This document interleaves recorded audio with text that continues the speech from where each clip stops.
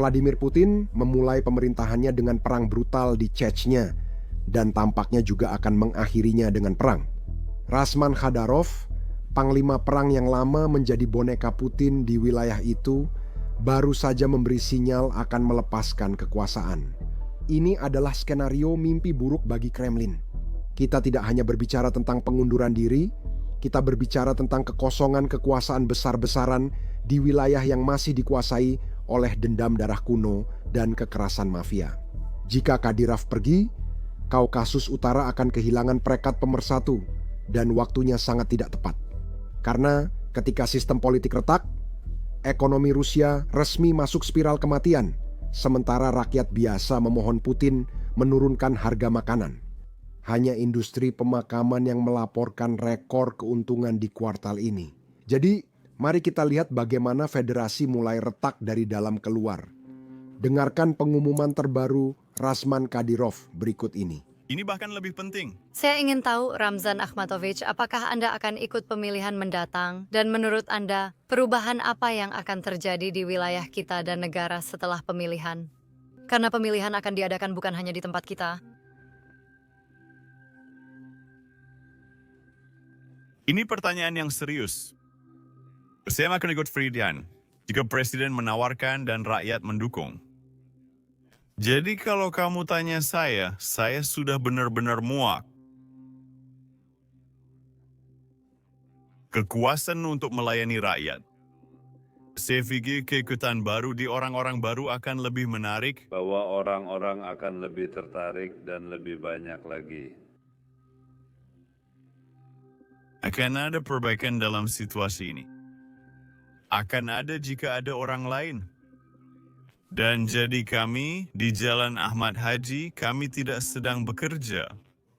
Di pekerjaan itu tidak ada orang. Dimanapun saya berada, saya adalah penasihat Ahmad Haji. Dari hari-hari pertama dan sampai akhir hidup saya akan mengikuti jalan ini. Sekarang, waktunya menarik karena awal tahun ini, pada Mei 2025, kami mendapat laporan tentang Kadyrov yang ingin mengundurkan diri. Tapi kemudian, dia mengadakan pertemuan terkenalnya dengan Vladimir Putin, dan setelah itu, dia mengatakan bahwa Putin telah menolak pengunduran dirinya. Sekarang, pembicaraan serupa muncul lagi kurang dari 6 bulan kemudian.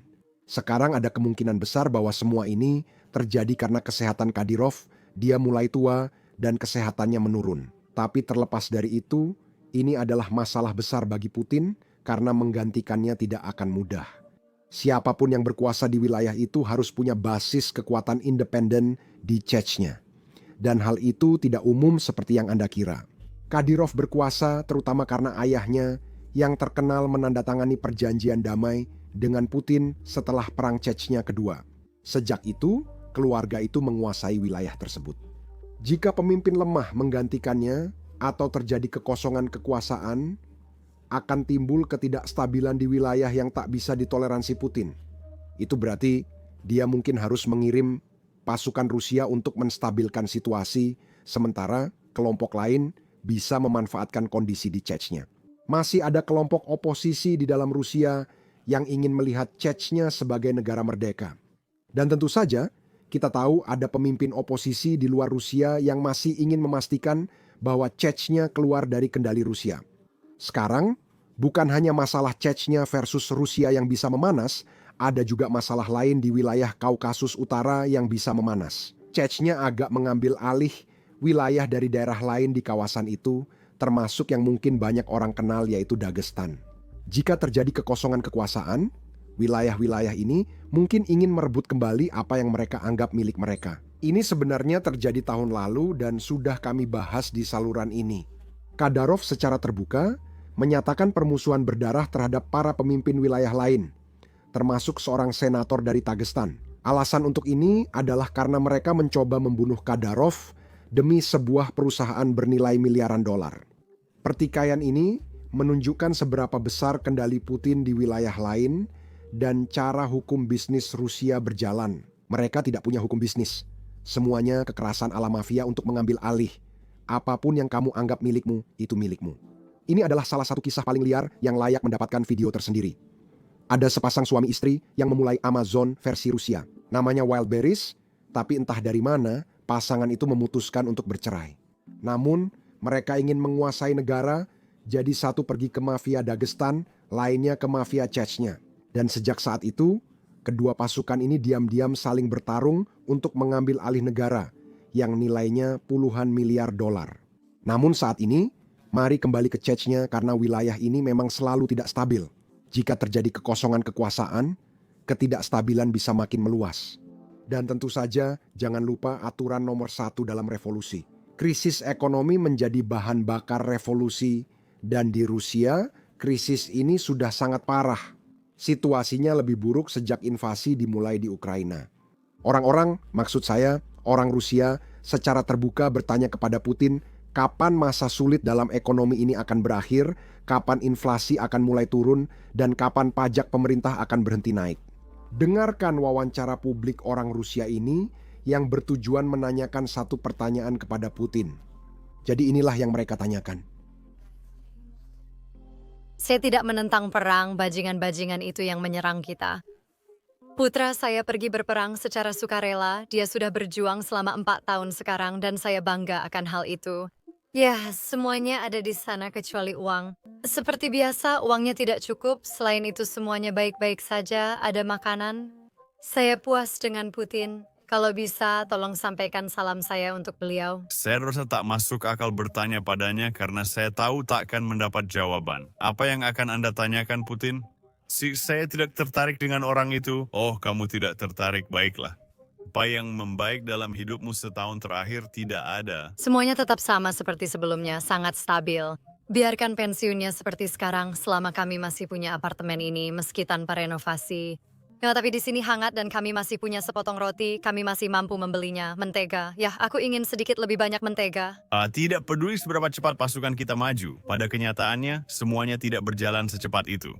Namun aku juga tidak akan menyembunyikannya. Aku mendukung kebijakan kita, kebijakan pemerintah kita, dan Putin secara pribadi. Aku bangga padanya, dia bersikap dengan cara yang hanya membuatku merasa bangga. Tapi pertanyaan ini terus menggangguku. Apa yang terjadi selanjutnya? Ini tak bisa bertahan 100 tahun. Kami hanya belum punya saluran pembuangan dan gas. Itu yang ingin saya tanyakan, tapi saya kurang yakin.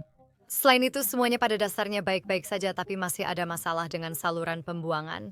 Kamu keluar dan orang-orang membuang semuanya ke jalan. Ya, itu satu-satunya kekurangannya. Akan baik jika masalah itu bisa selesai. Saya ingin bertanya, tapi masih ragu. Saya percaya semuanya bergerak ke arah yang benar.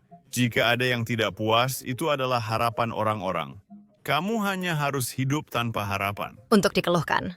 Antrean panjang personel militer yang tidak memiliki rumah sendiri, lebih dari 47.000 orang, bersama keluarga mereka. Kami berharap semuanya tetap berjalan seperti ini. Sampai kapan? Dengan tanda tanya. Dia akan mengerti. Hidup jadi lebih ceria. Tentu pertanyaan kapan operasi militer khusus selesai itu penting. Ini memakan waktu lama, sudah dibandingkan dengan perang patriotik besar. Kapan semuanya akhirnya akan menjadi baik? Ini sama di mana-mana di seluruh negeri.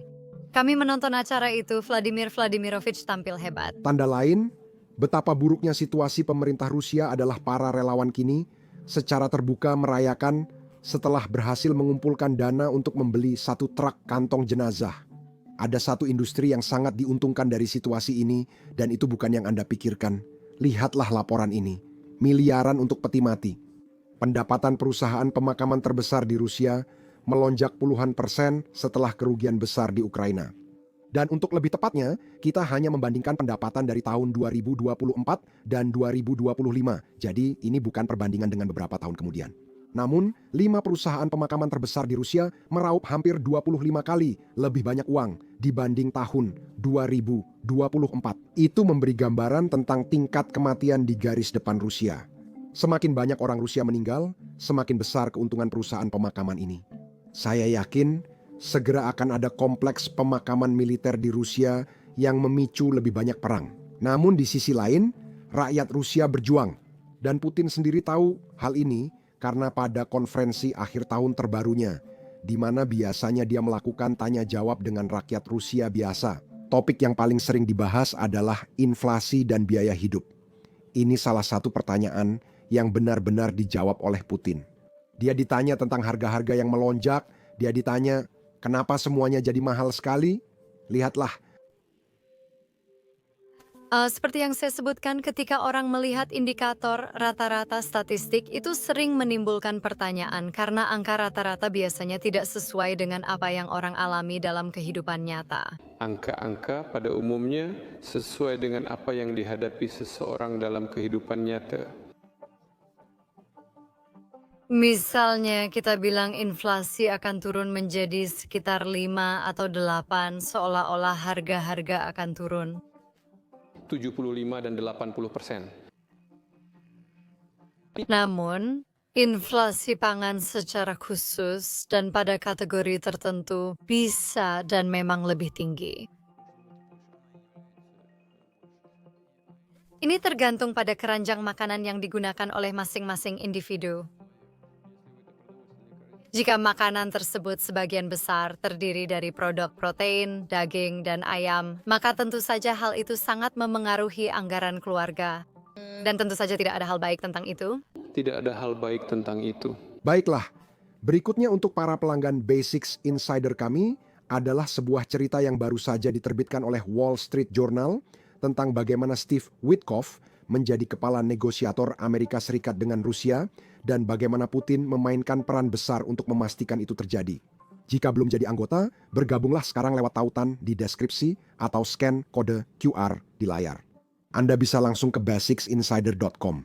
Menjadi anggota memberi Anda akses ke banyak konten tanpa sensor yang tak tersedia di YouTube. Dan selain itu, sekarang Anda juga akan mendapatkan akses ke konten bonus yang akan kami buat bersama beberapa episode berita kami. Jadi, saya akan bertemu kalian di dalam.